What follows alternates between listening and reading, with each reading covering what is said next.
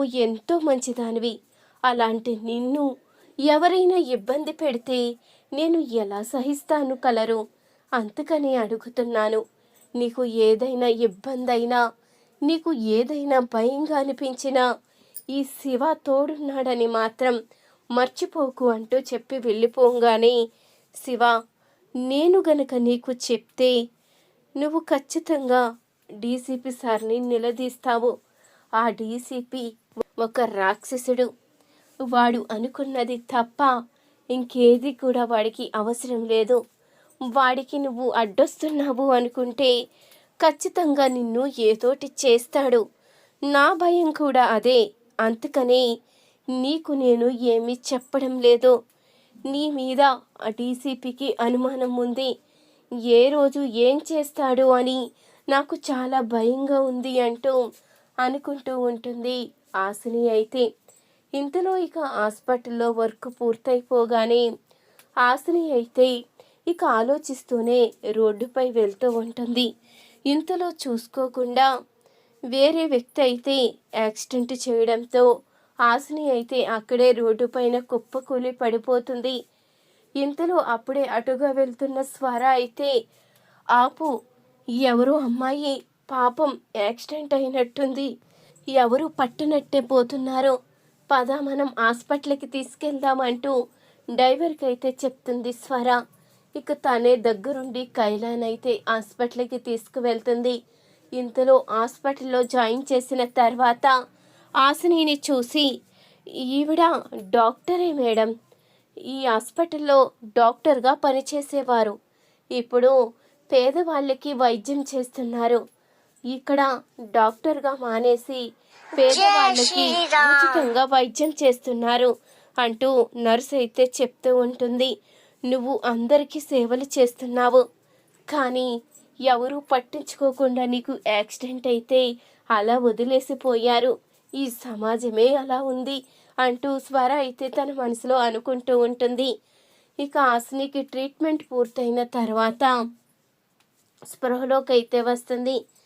ఇక స్పృహలోకి రాగానే స్వరాన్ని చూసి, అమ్మాయి మేడం అంటూ పిలవంగానే స్వర అయితే, అమ్మాయి మేడం అంటూ పిలుస్తున్నావు, నువ్వు ఎవరమ్మా అంటూ అడుగుతూ ఉంటుంది. స్వర అయితే, మేడం నేను కైలాని మేడం అంటూ అనగానే అప్పుడే స్వర అయితే, కైలా నువ్వా? నీకోసమే నేను ఎదురు చూస్తున్నాను కైలా. నువ్వు బాబీ ఏమైపోయారో తెలీదు, మీ ఇద్దరి కోసమే నేను ఎదురు చూస్తున్నాను అంటూ స్వర అయితే అనగానే అప్పుడే ఇక కైలా అయితే చాలా సంతోషపడిపోతూ ఉంటుంది. మిమ్మల్ని అసలు కలుసుకుంటానో లేదో అనుకున్నాను, ఈరోజు మిమ్మల్ని చూస్తే నాకు చాలా సంతోషంగా ఉంది అంటూ ఉండంగానే ఇంతలో ఇక కైలాకి యాక్సిడెంట్ అయిందని ఈ విషయం తెలుసుకున్న శివ అయితే కంగారుగా హాస్పిటల్కి అయితే వస్తాడు. అప్పుడు ఇక కైల అయితే స్వరతో చెప్తూ ఉంటుంది, ఏంటి మీరు ఎక్కడుంటున్నారు మేడం? మీతో పాటు సన్నీ ఉంటున్నాడని తెలుసుకున్నాను, కానీ బాబీ తిరిగి రాలేదా అంటూ అనగానే, ఏమో కైలా, బాబీ తిరిగి రాలేదు, వాడికి అమ్మంటే ఎంతో ప్రాణం, అలాంటి వాడు నన్ను వదిలేసి వెళ్ళిపోతాడని అస్సలు అనుకోలేదు.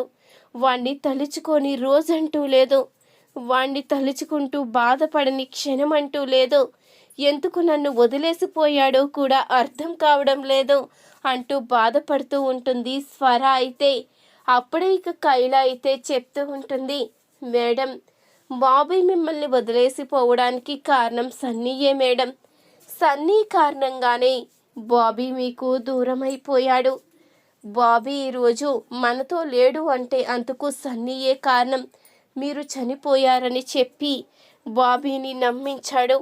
వాడు పాపం ఎంతగా ఏడ్చుంటాడో, మీరు లేరని ఎంతగా కుమిలిపోయి ఉంటాడో, ఇప్పుడు ఎక్కడున్నాడో ఎలా ఉన్నాడో అంటూ కైల అయితే అంటూ ఉంటుంది.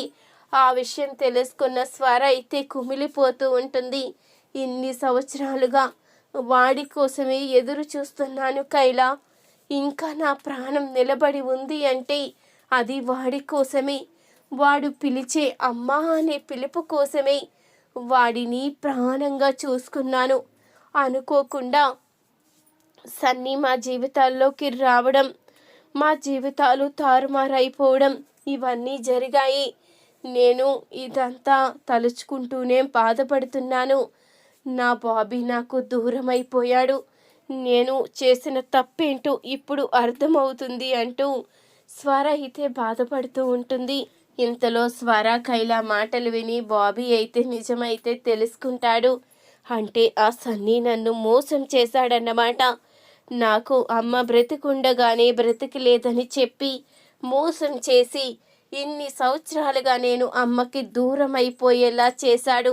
నేను అమ్మని ఎంత ప్రాణంగా ఇష్టపడతానో వాడికి తెలుసు. నా ప్రేమ మీదే దెబ్బ కొట్టాడు. అలాంటి వాడిని నేను ఎప్పటికీ కూడా క్షమించలేను. అంత దుర్మార్గుణ్ణి ఎలా క్షమిస్తాను అంటూ తన మనసులో అనుకుంటూ ఉంటాడు. శివ అయితే ఇంతలో కంగారుగా సన్నీ అయితే వస్తాడు.